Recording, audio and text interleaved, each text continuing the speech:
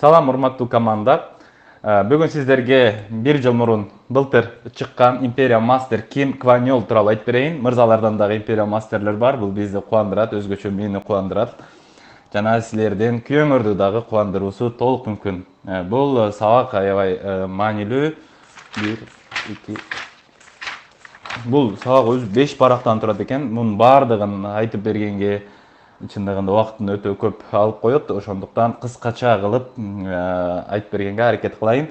Азыр бул сабакта мен деп сүйлөйм. Мен дегенде бул Азамат экен деп элестетпеңиздер. Сиздер Kim Kvanyoll деп элестетсеңиздер болот. Imperial Master Kim Kvanyoll. Себеби котормосунда мен деп жазып койдум. Мен ар бир мен деген сөздүн ордуна Kim Kvanyoll деп айтып бергенден көрө мен деп айтып берейин. Сиздер туура түшүнүңүздөр. Мен деген бул Kim Kvanyoll. Мен азыр Imperial Master Kim Kvanyoll.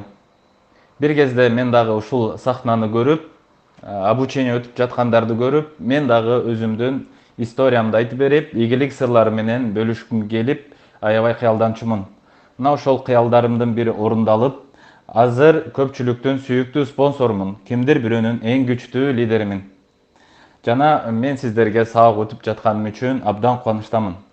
Бул сабакка келгендердин арасында жаңы катталгандар дагы бар, новичоктор дагы бар, жана арасында жакында жапкан мастер продаж статусундагылар бар. Мен Atomic компаниясында келе калып Crown Master же Star Master'дан баштаган жокмун. Силерге окшоп биринчи стептен баштап, нолдон баштап мастер продаждан Imperial Master статусуна чейин багындырдым. Басып өткөн жолум боюнча кененирээк токтолуп өтсөм, айлыкка иштеп жүрдүм. Бирок акчанын аздыгы, айлыкка иштегенде курсакка эле, ичип жегенге эле акча кетип жатты. Менин өскөн жерим Чонжу, Республика Кореяда 1957 жыл. 1957 жылы Чонжуда жарык дүйнөгө келгем. Ошондой эле өтө кедей үй бүлөдөн төрөлүп, мага кедейлик деген жакпайт болчу. Мен чоңойгондо сөзсүз түрдө бай болом деп кыялданып, күндөр өтүп 20 жашка толдум. Иштеп баштадым. Бирок түшүндүм, бул айлыктагы иштер менен убакыттын өтүүсү жана курсак тойгузуу үчүн экенин түшүндүм. Айлыктагы акча тамак аштан жана жашагандан бир аз кийим кийингенден ашпасын билдим. Күндөрдүн биринде менин кошунамдан сурадым. Бай кошунам бар болчу, ошол бай кошунама барып, андан сурадым. Кантип мен дагы кандай кылсам сага окшоп бай болом деп. Бай кошунам эң жакшы айлык төлөп берген жерди айтты. Ал жакта океан жээгинде корабльдар менен балык улоо жана башка ошол жактагы жүк ташуу ошол сыяктуу жумуштар. Бирок ал жерде өтө жакшы акча төлөп берерин ал айтты. Бирок ал жака барып иштөө үчүн өмүрүң 50-гө 50 болчу. Себеби сел болуп, шамал болуп, жамгыр болуп ошол жерде өлүп калууң да толук мүмкүн. Ал жерде өмүрүң 50-гө 50.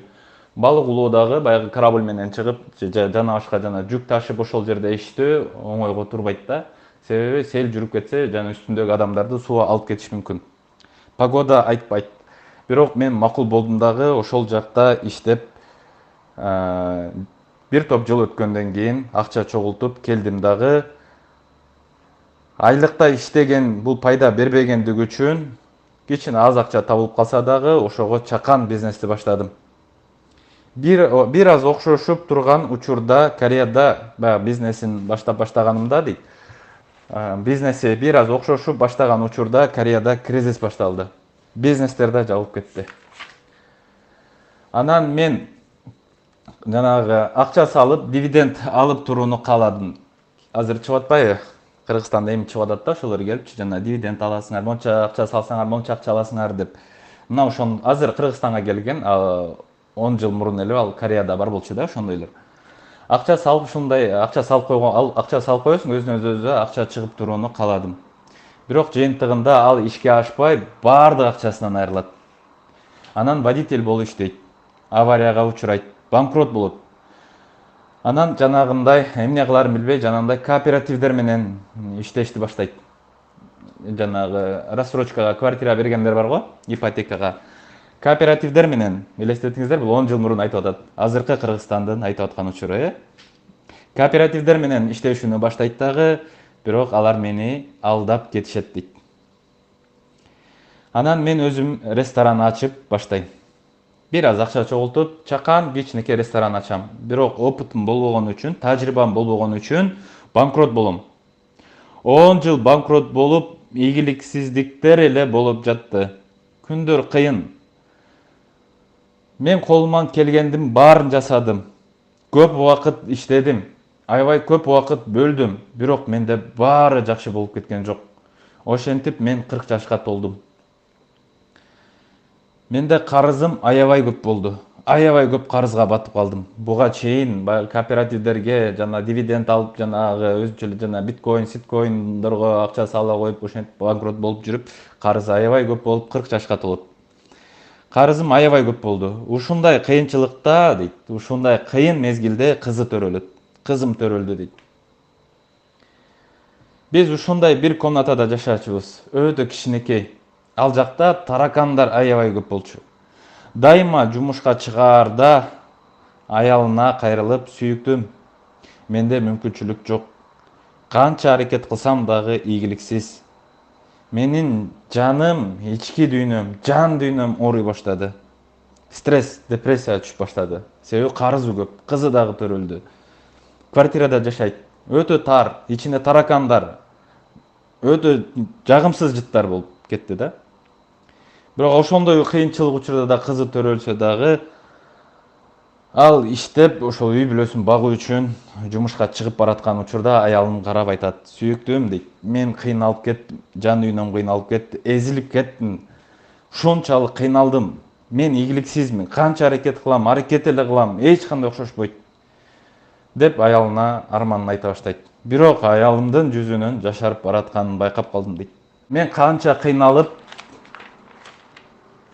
океандын жээгине барып, ушул корабль менен иштеп, өмүрүмдү сайып, ошол жакта иштеп, акча чогултуп, канча аракет кылсам дагы эч мага ийгилик жылмайбады. Окшошподу. 10 жыл банкрот да болуп жүрдүм. Канча аракет кылсам дагы такыр окшоштура албадым. Мен жан дүйнөм ооруп баштады, колуман келбей баштады, кыйналып баштадым деп аялына кайрылып жаткан учурда аялынын жүзүндө бир иштары кетип, жашарып баратканын байкап калат. Анан аялына кайрылат.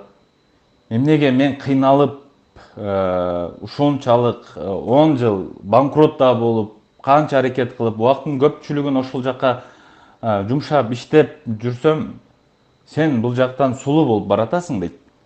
Аялы эмне деп жооп берди билесиңерби? Аялым дейт: "Мен болгону косметиканы алмаштырдым." Анан мен ичимен ойлоно түштүм. Бул эң кымбат косметика алып жүрсө керек да деп ичинен ойлонду да. Биякта мен кыйналып атсам, бул аялым сулуу болуп жашарып баратат. Бул эң кымбат косметиканы колдонуп жүрсө керек деп ичинен ойлоно түшөт. Анан бул ичинен ачууланып, аябай ачууланып, ошо кымбат калды деп ойлоно отуруп, анан чыдабай кетип, ошондо эсептей баштайт да. Анан оозунан чыгарып айтат: "Кымбатпы, бул косметиканы кымбат алдыңбы?" деп үнүн бийик чыгарып айтат да. Аялы: "Жок, арзан" дейт. Анан баасын сурадым ачуулана. Кыйкырып баасын сурадым. "Баасы канча?" деп. Ал баасын айтты. Мен бизнеске аралашып калган үчүн интернеттен издеп салыштырдым. Азыр мен мындан арзан косметикалар таап чыгам деп. Себеби бул бизнеске аралашкан адамдар бир продукцияны алган учурда сөзсүз түрдө анын составын, эмне бар экенин, ал продукция кандай жасалат, каякта кантип жасалат, ошону ийгиликтеп, изилдеп, базарда канча турат, бул жакта 10 эсе кымбат, базарда 10 эсеге арзан болушу мүмкүн деп күмөн санап ичинен ошол косметиканы интернетке салып издей баштайт. Издеп салыштырса, чындыгында баасы арзан болуп түштү. Сапатынан. Анан мен продукция жакшы болуп турса, бул жакта бир нерсе бар деп ойлондум дейт. Чындыгында бул продукция оптовый ценадагы баа менен турса, анда аялым ушундай результат көрүп атса, значит бул жерде бир нерсе бар деп ичинен ойлоно баштайт. ушул жерден кошумча дагы айта өтөйүн. Азыр компаниялар чыгып атат Кыргызстанда. Сиздер дагы бизнеске аралашып калганыңар үчүн ошол чыгып аткан продукцияларды алганда сөз түрдө кызматташуудан мурда ошону чечип алышыңыздар керек. Базар баасында составтарын, канчадан турат базарда, эң арзан кайсы жактан тапса болот деп салыштырып алышыңыздар керек. Бул киши дагы мына ушинтип салыштырган учурда Корея боюнча мындай ценадагы продукцияларды, косметиканы таппай коет. Жана бул жерде эң арзан продукция болуп тургандыгы үчүн бул жерде бир нерсе бар деп чечим кабыл алат дагы. Бул колдонгон продукцияны изилдей баштайт. Бул продукцияны эмне үчүн интернетке салып салыштырды деп ойлойсуздар? Себеби Кореяда жөнөкөй эле бир базардан алып эле бир товарларды ошол учурда көптөгөн компаниялар аябай көп болчу да, сетевой компаниялар аябай көп болчу ошол учурда эле. Аларды чыгарып алып эле бир типографияга барып эле наклейкасын алмаштырып эле ичиндеги башка арзан турган товарларды салып эле 10 эсеге кымбат кылып наклейкасын сыртын алмаштырып коюп эле сатып баштаган учур болчу да. Ошон үчүн бул өзгөчө составына көңүл бөлүп, ичинде граммына дагы көңүл бөлүп, анан баягы аялына кыйкырам деп чыгат да. Азыр базардан арзан продукцияны таап чыгам деп, сен кымбат алып алдың деп, адашып алып алдың деп ачуулана, ошону изилдей баштаса, тескерисинче мындан эң арзан продукция таппай коет интернеттен. Анан чечим кабыл алат. Ушул компаниянын барып семинарлары болот экен, ошол семинарларына барып катышып көрүүнү чечим кабыл алат. Ошентип семинарга барат. Семинарда биздин президент Пак Кын Хе сүйлөп жаткан болот. Сөздөрдүн биринде сапаттуу арзан баадагы товар сатып көп акча тапкыла деген сөздөрдү угат. Биздин система ар бириңерди бай кылат. Эч качан банкрот кылбайт. Эч кимден наразычылык да укпайсыңар. Эч кимди да банкрот да кылбайсыңар, жана өзүңөр дагы банкрот болбойсуңар. Жана эң арзан баада, эң жогорку сапатта товарларды сиздерге сунуштайбыз. Биздин система ар бириңерди бай кылат. Эгер силер ушул жакта толук иштесеңер, аракет кылсаңар деп. Анан ушул семинарды угуп жатып, мен өзүмчө ойлонуп койдум дейт. Мен ушул жактан ийгиликке жетем деп ичинен чечим кабыл алып коет. Мен дагы көбүрөөк маалымат ала баштадым. Продукциялары тууралуу, жана башка маркетинг планы тууралуу баардыгын көбүрөөк маалыматтарды ала баштайт. Офистен баардык маалыматтарды ала баштайт, жана спонсорунан да маалыматтарды ала баштайт. Бул маалыматтарды бер деп. Спонсор үйрөтө албаса дагы анын спонсорун ач, ал үйрөтө албаса да YouTube'дан карап ошондой кылып маалыматтарды ала баштайт. Спонсору жакшы болбосо дагы бул анын үстүңкүсүнө чыгып, же болбосо прямой обученияларды окуп, интернеттен дагы маалыматтарды издеп, өзүнчө тетрадь алып жаза баштайт, изилдене баштайт. Бир күн сабак болот деп сабакка катышып калат. Ал мындай онлайн сабак болуп калат, ошондой сабак болуп калат экен. Ал сабак учурунда максатыңарды кагазга жазгыла деп айтат. Анан максат жөнөкөй кагаз бетине жазыла албаса, ал ишке да аша албайт дейт. Анан менин максатым жөн гана бай болом деген эле болчу деп өзүмчө туруп калдым. Ал өзү дайыма максат коюп жүргөн, жөн гана бай болсом болду деген эле максатты коюп жүргөн. Бирок ал жерде сабакта максат тууралуу сабак өтүп калган эле да, максатты ар бирин бөлүп жазгыла деген сыяктуу.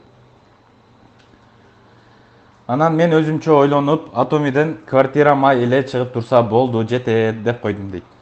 Кээ бир лидерлер бар, өзүнчө эле туруп ойлонуп, Атомиден мага квартирама эле чыгып турса болду деп ойлонгон дагы лидерлер бар араңарда. Бул дагы мен квартирама эле жетип турса, питанияма жетип турса эле болду, андан ашык деле кереги жок дегендей кылып ойлонуп койдум дейт ичинен. Ошентип аялым, ошентип жазып койгон аял окуп калат дагы, аялы сунуштайт. Бир квартира көрүп келгенин айтты. Бир жака барып квартира көрүп келгенин айтты. Ал $80,000 турат. Ошону жаз деп сунуштап калат аялы. Мен качан, кантип деп таң калдым. 80 миң долларлык квартирага качан кантип жетем? Момча карызым бар. Мага ушу квартирага эле акча чыгып турса эле болду деген кылып аялын карап калат. Эми аялдар кыялкеч болот да.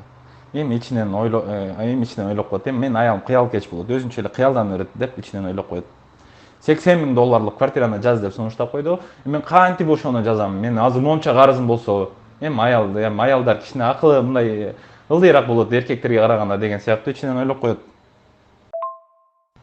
Анан ошентип максатын жазып аткан учурда жанына бир кишиден сурап, акырын кулагына шыбырайт. Жанында бир киши отуруптур, ошодон кулагына акырын шыбырайт. Сен не деп жаздың деп. Ал 60 метр квадрат квартирам болот деп жаздым деп жооп берет. Анан мен таң калып, ушундай чоң квартираны жазса болобу деп таң калып калат экен да. Анан мен түшүндүм, менде максат жок экен, кыялдар жалган экенин. Кээ бир адамдар кыялданат, барат, жолдон барат, 1 миллион доллар таап алсам деп, Кээ бир адамдар кыялданат, кол менен минтип койсом эле бир чемодан болсо, ичине 100 миң сом алсам, кайра 100 миң сом болуп калса, кээ бир адамдар кыялданат, бир сыйкырдуу шкафым болсо, 50 рубль салып туруп, шкафты жаап, кайра ачсам 50 рубль, 100 рубль болуп калса, ошентип ачып жаба берсем деген бул жалган кыялдар экенин, мени курчап алганын мен түшүндүм дейт. Анан реалдуулукка өтө баштадым. Анан мен машина, квартира, акча тууралуу ойлонууну баштадым. Күндө үйгө барган учурда баягы кечкиси 1-2 саатка кечирээк уктайт эле. Өзү жалгыз отуруп алып, уже ойлонуп баштайт. Кандай кылып максат тууралуу ойлоно баштайт. Максат чын жүрөктөн болуу үчүн ошол жетем деген квартирасына, машинасына аны барып жүрөгү гана эмес, ал адамдын денеси дагы, көзү дагы сезиш керек. Ошентип бир күнү эң жакшы райондон квартиралар саткан жакка барууну чечет. Эң мыкты район, эң байлар жашаган Кореяда дагы бир район бар экен. Ошол райондо эң кымбат квартиралар сатылуусун билет дагы, маалыматтарды алат дагы, барып көрүп келүүнү чечим кыла алат. Мисалы Кыргызстанда, Бишкекте байлар жашаган райондор да бар. Кайсыл жерде бар эле, унутуп калдым. Байлар жашаган райондон квартираны алууну каалайт. Ошентип аял менен баягы максатын жазуу үчүн ага атайын убакыт бөлөт дагы, квартираларды көрүп келет. Себеби ойлонуп коюп жазылган максат бул ишке ашпастыгын ал түшүндү. Аны сабак учурунда да айтылды. Сенин максатыңды жүрөгүң эле эмес, көзүң дагы, жытың дагы, мурунуң дагы сезиш керек. Квартиранын ичин жытың дагы сезиш керек. Жана денең дагы, ар бир клеткаларың дагы ошону сезиш керек. Жана ошол денеңди каалаган максатка алып барып, жок дегенде көрсөтүп келишиң керек болуп, аял менен ошол эң байлар жашаган квартирага барып көрүп келүүнү чечет. Ошентип мен бул максатты жаздым дейт. Эми максатка жетүү үчүн эң башкысы максатым табылды, аныкталды жана ойдогудай машинаны дагы жазып алдым. Эми ушул максатка жетүү үчүн иштөө жолдорун иликтеп, билип, эми ишке өтө баштадым. Мына ошентип ал чечим чыгара баштайт. Чечим чыгарардан мурда компаниянын продукциясын дагы бир жолу келип изилдейт. Себеби мен бул продукцияны сатсам, эртең мындан да арзан продукция башка базардан көрүп калбайын. Эртең команданын бетине, мындайча айтканда, команда уят болуп калбайын деп, дагы изилдеп, анан чечим кабыл алат. Сиз сатып жаткан продукция базарда арзан болуп кала турган болсо, бул бизнестин келечеги жок деген түшүнүк да. Составы дагы, бул бизнес убактылуу эле. Ошон үчүн мен түбөлүктүү иштешим керек деп, бул чечим кабыл алат дагы, продукциялардын да бардыгын изилдеп, эч жерден мындан арзан турган продукцияны таппайт. Мына ошентип ишке өтө баштайт. Ишке өткөндө дагы бул инсанга дагы бардыгы ийгилик жылмай койгон жок. Албетте кыйынчылыктар болду. Бирок менин максатым адамдарга сунуштап айтып коюу гана. Эң арзан продукция, эң сапаттагы, мына ушул жактан алсаң арзанга аласың деп сунуштап коюу. Сатып алабы, сатып албайбы, ал өзүнүн чечими. Мына ошентип ал сунуштап, жакшы сунуштап отуруп, мастер продажга жетет. Командасын куруп, бардык обученияларды өтүп, сабактарды өтүп берип, командасын дагы көтөрүп баштайт. Күндөрдүн биринде bir magazinden bir magazinчи иштеткен Ким Йон Суга дагы ал эркек бала болгондуктан Ким Йон Су деген. Ага сунуштасамбы же сунуштабасамбы деп ойлонуп калат. Эми сунуштасам бул баары бир кабыл албайт деген, ал үчүн чечим кабыл алып коет да. Бул баары бир жазылбайт болуш керек, баары бир деле кызыкпаса керек деп.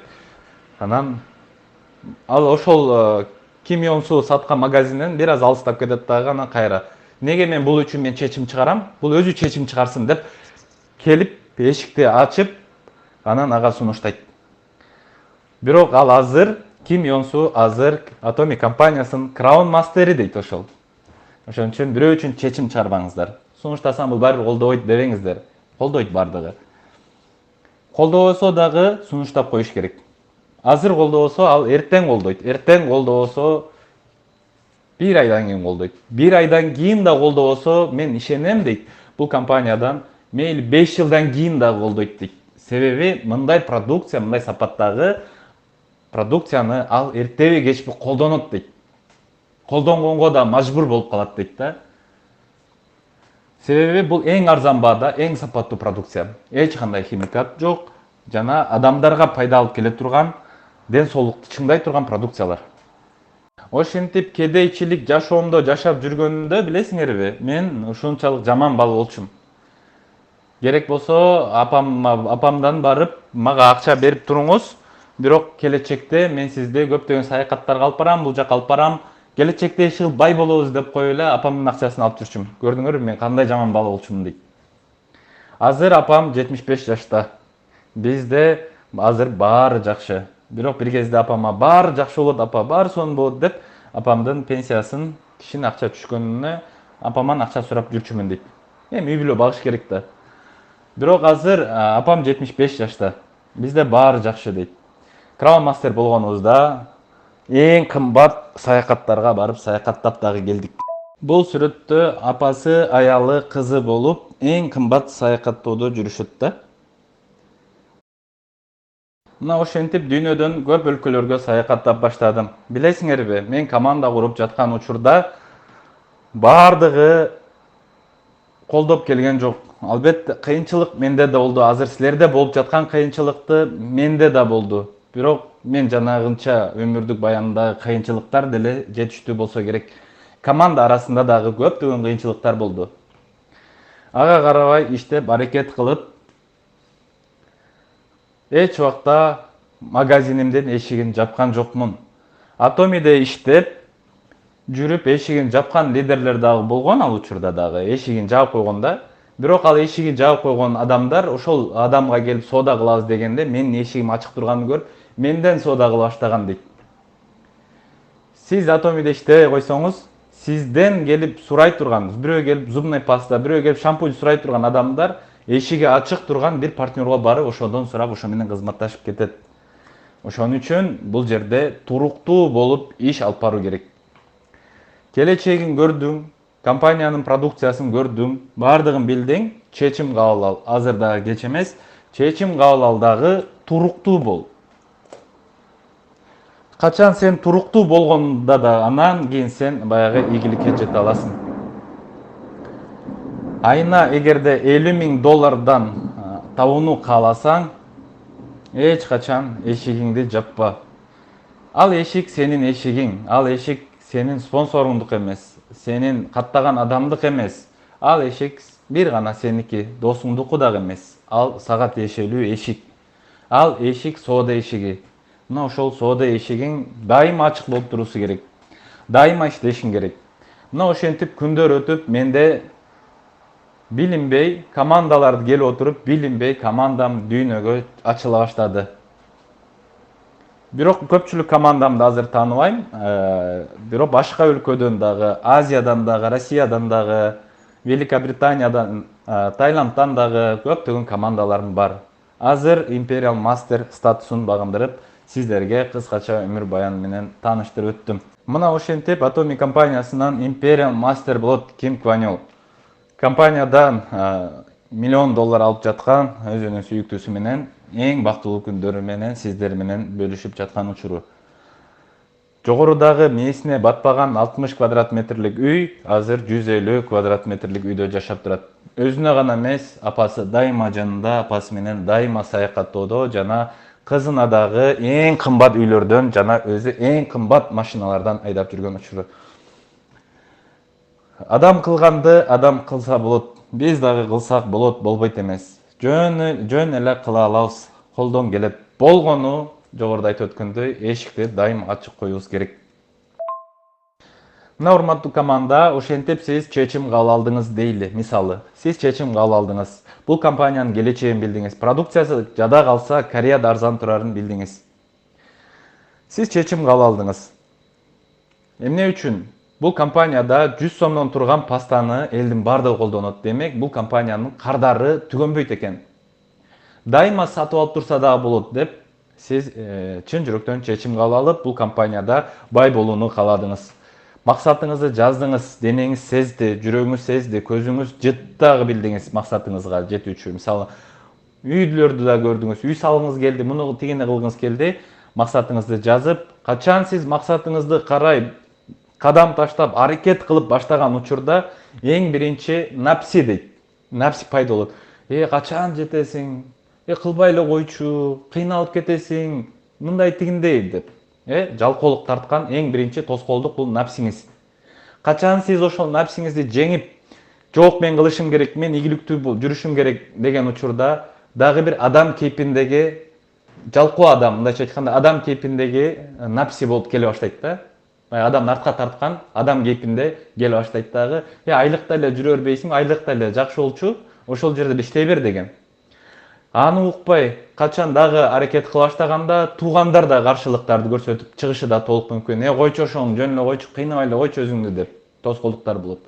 Андан дагы өтүп катуу аракет кылып баштаганыңызда сиздин аракетиңизди шайтан кейпиндеги адамдар көрө баштайт дагы, өздөрүнүн кызыкчылыгы үчүн сизди кайдагы бир финансовый пирамидасына чакыра баштайт.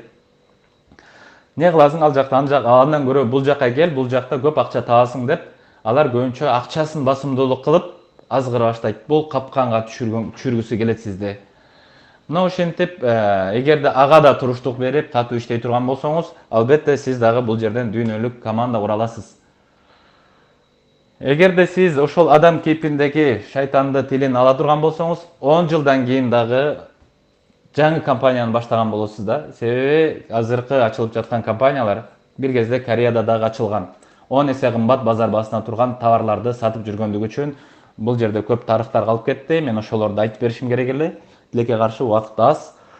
Ошон үчүн өзүңөр чечим кабыл алгыла. Элестет, бир компания зубная пастасын 590 сомго сатып аткан болсо, сиз 100 сомдук пастаны сата албасаңыз, эртең барып 590 сомдук зубный пастаны сата алмак белеңиз. Аллах Таалам биринчи ар бир пендесине оңой жумушту берип көрөт. Оңой жумушка шүгүр келтирбеген адамга улам кыйындыктарды берип отуруп, аны карызга батырып коет да. Ошон үчүн соодада силер адилеттүү болуңуздар. Өзүңөрдө эмес, экинчи тарапты да ойлоңуздар. Сенден сатып алган адам эртең базардан арзан көрүп калып, эртең неге мага муну кымбатка саттың дебей тургандай кылып, соодада адилеттүү чечим болуп, жана адилеттүү иш алып барыңыздар. Соодада иштөө бул оңойго турбайт, кыйынга турат. Ошон үчүн адам кейпиндеги шайтандарга ишенбеңиздер. Алар эртең дагы бир компанияны баштайт. Алар буга чейин жүздөгөн компанияда иштеп келген. Эптеп эле акча иштеп алуу алардын максаты. Силер алданбайсыңар деп мен толук ишенем. Урматтуу команда, барыңыздарга ийгиликтерди каалайм. Командаңыздарга дайыма сабак өтүп туруңуздар. Командаңыздар менен тыгыз байланышта иштеп, аларды дагы кошумча доходко чыгууну каалап, алар дагы степ жабуусуна жардам көрсөтүңүздөр. Андан тышкары айына 5 стептен жапканга аракет кылыңыздар. Себеби бизде азыркы учурда убактылуу гана 100гө жакын продукцияларыбыз бар. Алдыңкы учурларда биздин продукциялардын саны 500гө толукталат. Биздин продукциянын саны 500гө толукталган учурда корейский сайтта дагы 500 новинкалар түшүп калат. Ошондо жалпы санынан 1000 продукцияга жетебиз. Дагы күндөр өтүп, аз амал атомия келе турган болсо, 10 миңге жакын продукциялар болуп калат. Азыркы учурда баягы маркетплейстерди окутуп аткан адамдар эртең аз амолду окутуп баштаганда таң калбасаңыздар болот. Ошон үчүн команда чечим кабыл ала электер болсо, ойлонуп чечим кабыл алыңыздар. Ким чечим кабыл алган болсо, силерге ийгилик каалайм. Мен ушу менен сабагымды аяктадым. Tandоо sizdiki, eşik sizdiki. Kalasanız cevap koysanız da kal sizdiki. Siz özünüz üçün gana işleysiz. Birөө üçün hiç vaqta işlebeysiz. Sizin kazanınızga tuzdu, biröөгө туз салып берип койчу, дамы туздуу болуп калбады экен деп айтпайсыз анын дагы. Анын баардыгын өзүңүз көрөсүз. Дамын дагы, ачуусун да, татуусун дагы өзүңүз көрөсүз. Ошон үчүн жоопкерчиликти алууну сезиңиздер. Жоопкерчилик алмайынча ийгилик эч убакта келбейт. Жоопкерчиликтүү болгонго аракет кылыңыздар. Менин спонсорум жоопкерчиликсиз, ал карабайт, андай кылбайт, тигиндей кылбайт дебеңиздер. Өзүңүздөн баштаңыздар. Мен жоопкерчиликтүү болоюн деп. Ошон үчүн команда көңүл бурганыңыздарга чоң рахмат. Буюрса сахнада чогуу бололу, Imperial Master болуп. Силер дагы үй бүлөңөр менен барып $1,000,000 алып келиңиздер. Азыр көрүп атасыңар, Кореяга мигранттар жөнөтүп таштады Кыргызстанда. Силер Кореяга мигрант болуп барбайсыңар. Кореяга силер бизнесмен болуп барасыңар. Кореяда айлык акысы $2,000 берет экен. Анан азыр көпчүлүк жаштар корей тилин үйрөнүп ошол жака барат. Силер корей тилин үйрөнбөсөңөр да переводчик менен барып, силер заводко кирип, наоборот корейстерди не деп өндүрүп атасың, неден жасалган десеңер, алар өздөрү силерге кыргызча сүйлөп берет да. Алар өздөрү котормочуну даярдап, силерге кыргызча которуп берет. Ошон үчүн силер бирөөгө иштеп бербейсиңер, силер өзүңөргө иштейсиңер. Өзбекстандан да бир топ адамдар уже Кореяга бар. Азыр Кыргызстанда бардык Кореяга жөнөтүп атат мигранттарды. Кореяга 100,000, 200,000 деген мигранттар керек экен жумушу. Ал жака барып алар айлыкка иштесе, силер бул жактан бизнес кыласыңар. Барып текшерүү үчүн барасыңар. Ошон үчүн команда туура чечим кабыл алдыңыздар. Туура жолду тандайсыздар. Соодада эки тарап наразы болбосун, барыңыздар, түшүндүңүздөр. Ийгилик.